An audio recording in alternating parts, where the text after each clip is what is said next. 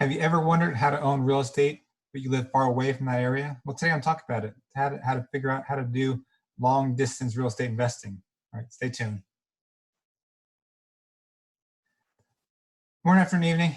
Passive Income Tom bringing another show this Friday, talking about how to do real estate investing when you're long distance away.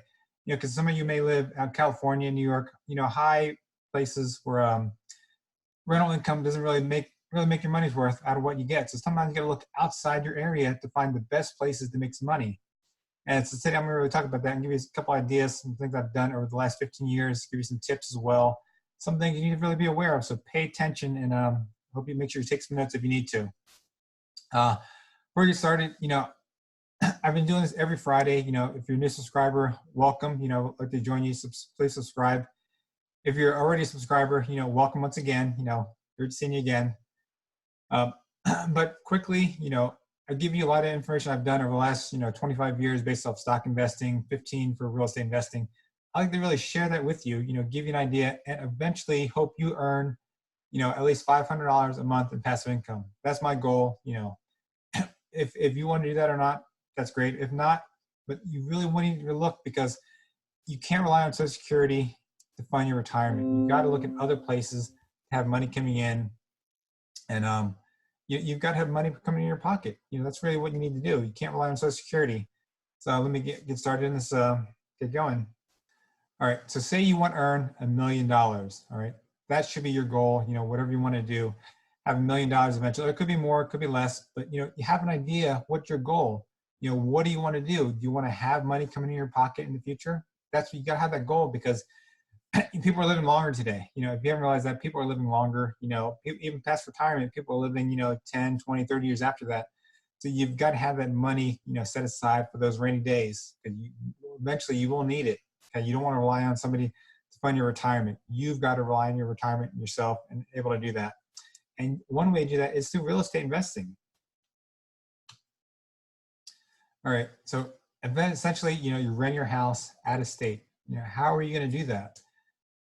A lot of different ideas, I'm going to lay down to you. Basically you want to find a house that fits within your median, something you can afford. And also, make sure the numbers work out. Anything with real estate investing, it's all about the numbers. The numbers have to make sense because if you're barely breaking even, it's not a good deal. Okay. Robert Kiyosaki said, look at 100 houses and out of those 100 houses, maybe only one deal will come out of that. 1 or 2 deals will come out of that. And even then, because now we're in such a competitive market, so you may not even get that deal. So you got to try again. All right. So you got to keep looking, be vigilant, keep finding out what's going to work best for you for real estate investing.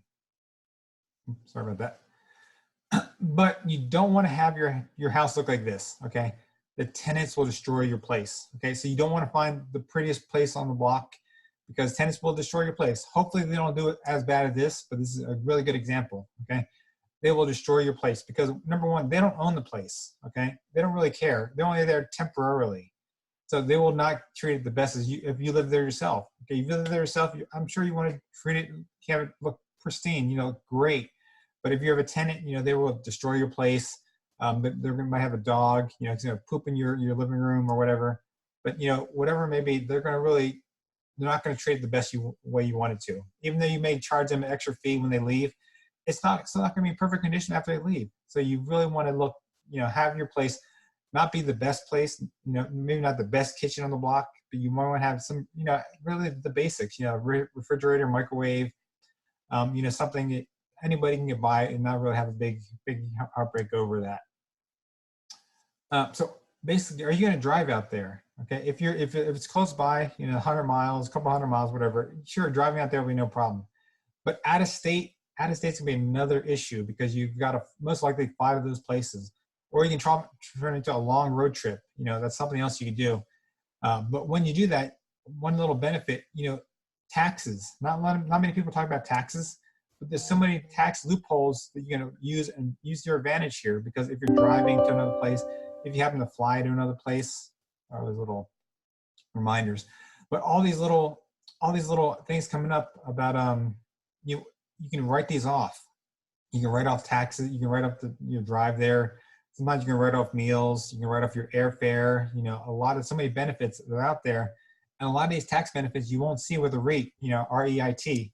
You won't see these tax benefits. if you happen to know any more thing I'm not aware of, let me know. Drop the comments below. But a rate is not going to give you these tax benefits that owning real estate is going to give you. There's a whole different ball game right here.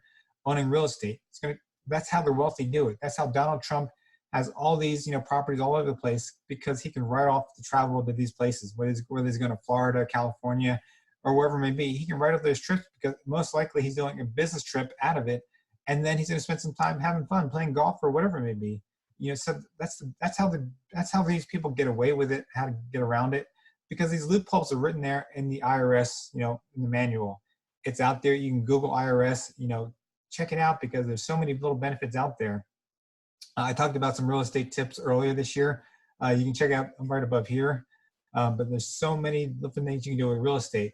I mean, so many things, options out there that most people don't know about it. It's a little secret, but it's not really a secret because it's there in black and white. The IRS is telling you what's available.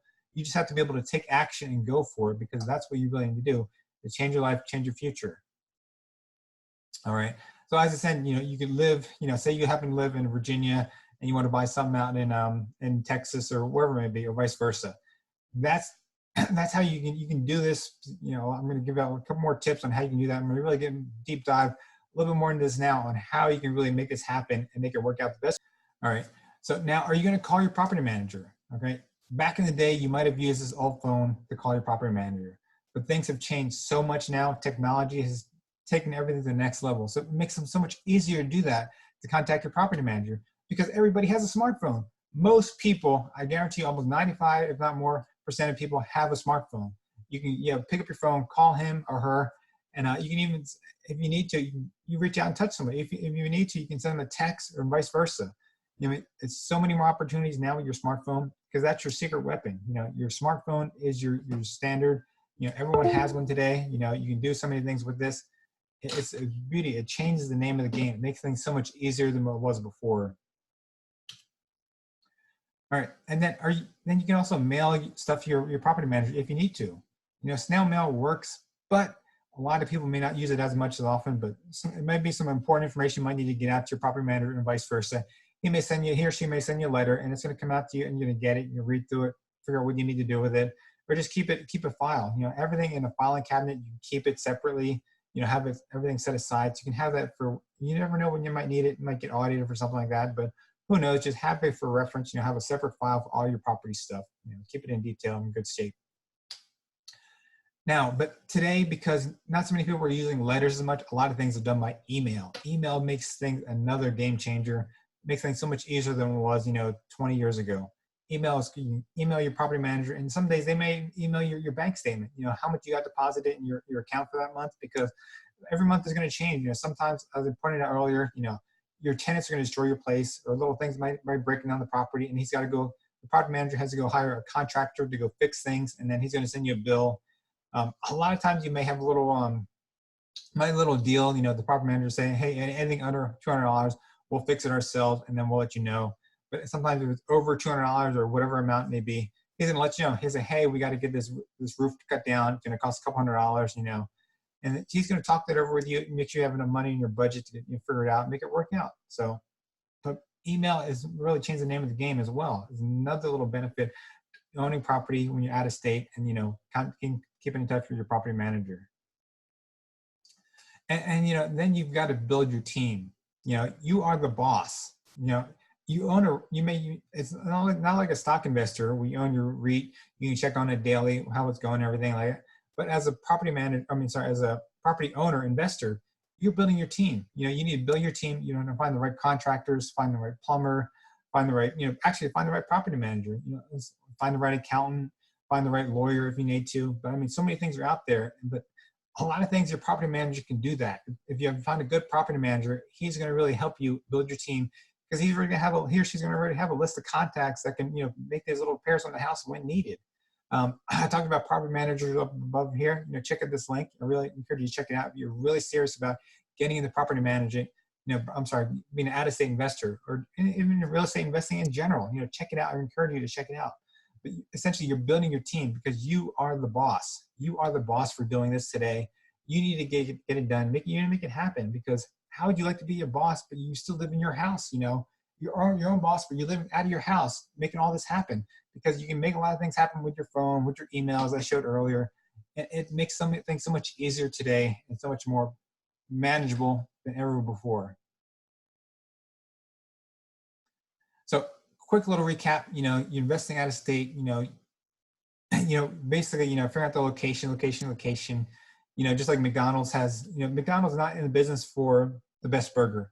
McDonald's is the business for location, because anywhere you go, you'll see a McDonald's almost every other mile, give or take.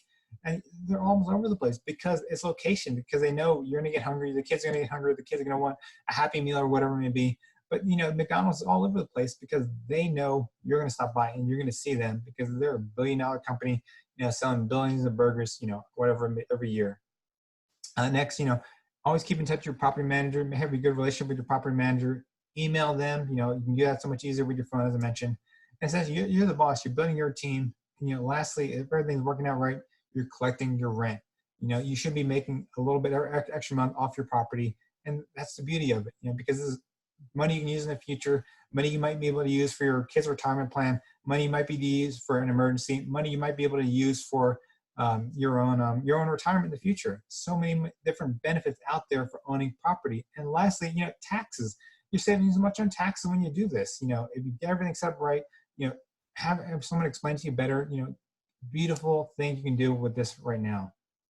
I encourage you to do this, especially for 2020 coming up. You might have an idea, think about it. You always encourage you to do more research and about this, because you are the one who's going to change your future, change your life, change it forever. So if you haven't already, like this video, subscribe, click the bell for notification, because next Friday I'm bringing another passive income video. I encourage you to check it out. And if you have any questions, leave me a comment below. I'll see you again. Have a great day.